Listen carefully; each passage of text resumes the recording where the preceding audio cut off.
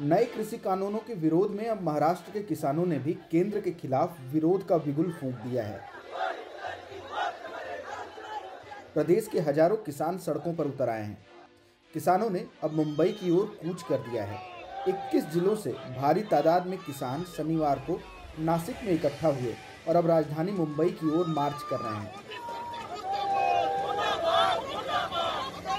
अखिल भारतीय किसान महासभा के बैनर तले छोटे छोटे किसान संगठनों से जुड़े किसान नासिक और मुंबई के बीच कसारा घाट क्षेत्र की सड़क पर देखे जा सकते हैं। वायरल वीडियो में किसानों का हुजूम दिखाई दे रहा है। ये सभी किसान सोमवार को आज़ाद मैदान में आयोजित रैली में हिस्सा लेंगे।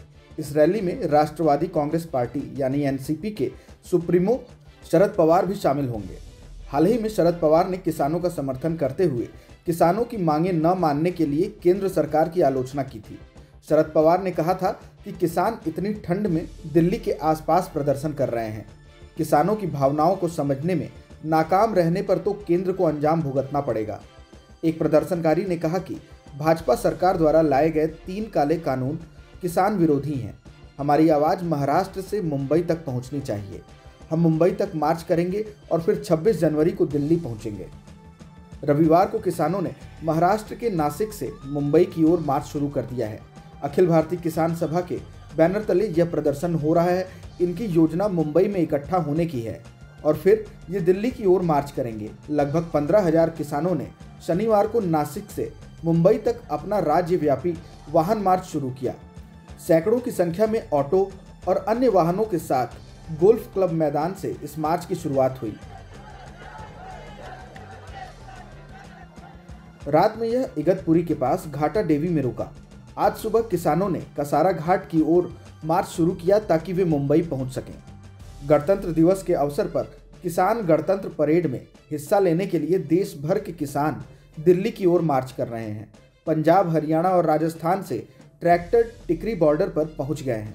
संयुक्त किसान मोर्चा ने किसानों को 23 से 26 जनवरी तक आंदोलन में भाग लेने के लिए कहा है। AIKS द्वारा जारी बयान के अनुसार मार्च पर निकले किसान 25 जनवरी को आज़ाद मैदान में रैली करेंगे।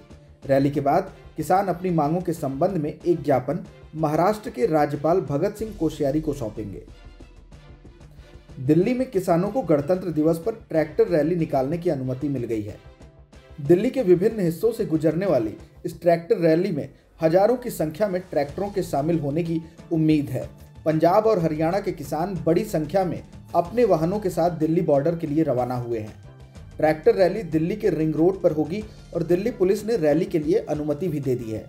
किसान संगठनों ने शनिवार को बताया था कि दिल्ली पुलिस की ओर से उन्हें ट्रैक्टर परेड के लिए अनुमति मिल गई है। और जो एक्सपेक्टेड ट्रैक्टर्स की संख्या है वो इस तरह से डिस्ट्रीब्यूटेड हो कि ये जो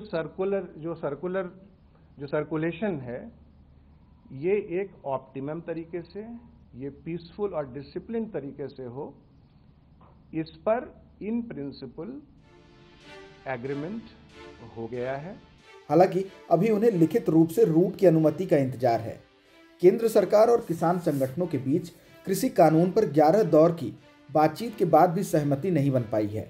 ट्रैक्टर रैली के मसले पर केंद्र सरकार ने सुप्रीम कोर्ट में कहा था कि इससे देश को शर्मसार होना पड़ेगा। कोर्ट ने ट्रैक्टर रैली को रोकने के लिए दायर याचिका खारिज कर दी थी और अनुमति का फैसला दिल्ली पुलिस पर छोड़ दिया था।